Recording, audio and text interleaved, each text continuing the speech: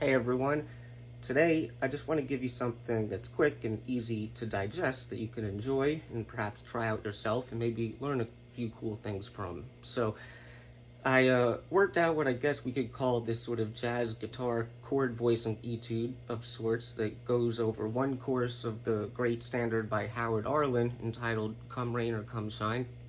I'm sure some of you guys know this tune. To me, it's a pretty fun one and has a memorable and catchy melody. And I kept this melody in mind when I was working out the voicings here, right? That's a really beneficial way that I've talked about before in other videos to basically use a melody that already exists to help you figure out like good voicings that go well together in sequence and sound musical and all that, all right? So there's going to be a PDF of this, of course, that's available on my website and my Patreon as well if you want to check it out. I'll probably say a few quick things after, but let me just go ahead and play it right now. So hope you enjoy. 1, 2, 1, 2, 3, 4.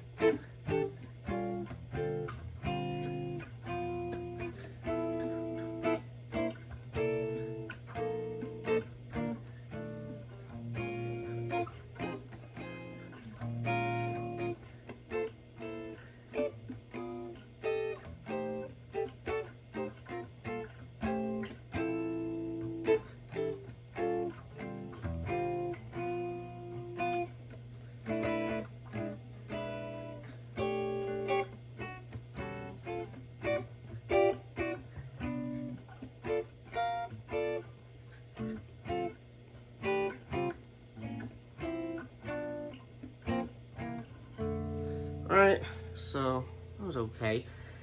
So, like I said, there's going to be a PDF for this available if you're interested. It has the tabs, notation, and the chord voicing labels. They're specific, but I didn't really write any of them as inversions, even though a lot of those chords there don't really have the root and the bass. You, I guess, can see them as upper structures or just, the harmony either way, but the context of this is sort of assumed that you might be doing this with a bass player.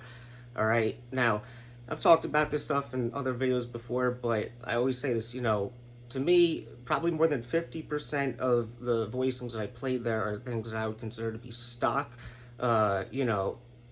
basic jazz guitar voicings that are very common to a lot of people, or maybe just a fragment of them, or just some sort of like variation of taking something and just, substituting the note in or out or something like that, but, it's still relating to very familiar things.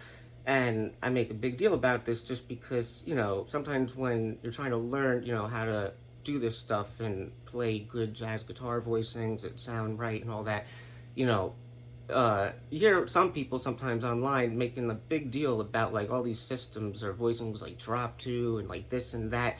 They kind of, I feel like, talk about this stuff with like a negative connotation. Same thing with like even learning scales or like cage positions and stuff. And, I don't really think it needs to, be like a good or bad thing. Like a lot of these things, or even the chord voicings that I play here, for the most part, all the stuff I play, like I knew all those chord voicings within like the first year of playing guitar. It doesn't mean that I could play what I just played for you within the first year, because it's, more about the application. And that's really what I think you can get out of a etude like this. To me, this example is pretty similar to the stuff that you would find in a very classic, education book, the Barry Galbraith, comping book that has, other sort of chordal etudes that you can study. And, like I said, I think the thing that you can really get out of something like that is just realizing that it's all in the specifics of the example itself, and basically showing you what seems obvious, but maybe not as much as you think. Like, just, oh, I can take these voicings and put them together and they sound good, because we think that if we just know these voicings, then we can do all this stuff. But that's just like step one, Don't worry, it's not like you have to like practice like a whole system of like, oh, I do things with drop two or this or that. This ramble or tangent is not going as well as I thought right now, but at least I already gave you the main thing. But yeah, I guess that's the point. It's like, I'm not going to go into any specifics about what I did here. If anyone has any questions or anything, please put it in the comments and I'll try to answer them. I want this to be for you. I don't need to explain this for myself, but that's really what it is. If you've been around for a while and you're familiar with a lot of common jazz chords, it's really more about like learn actual examples so you can see what to do with them, and how they feel right when you get them good, under your hands, and be able to do it. It doesn't mean that you're copying or you're just playing stuff verbatim all the time. All right. Just growing as a jazz guitarist, but I've said too much. But anyway, yeah, like I said, if you want to check it out or support me, the PDF is available on my website as well as my Patreon, where you'll get all the PDFs on this channel for only $5 a month. And for this one, the rhythms, I kept it pretty like straight and not syncopated, because I didn't even, what I play rhythmically there, that was just sort of spontaneous. I know what the harmonic rhythms are and everything, but it's very clear in the PDFs. I don't think you need the rhythms. If you can play these voicings comfortably in time and get fluent with it, I think the natural syncopation and stuff will come. Or at least it's not the first thing to worry about with something like this, I think.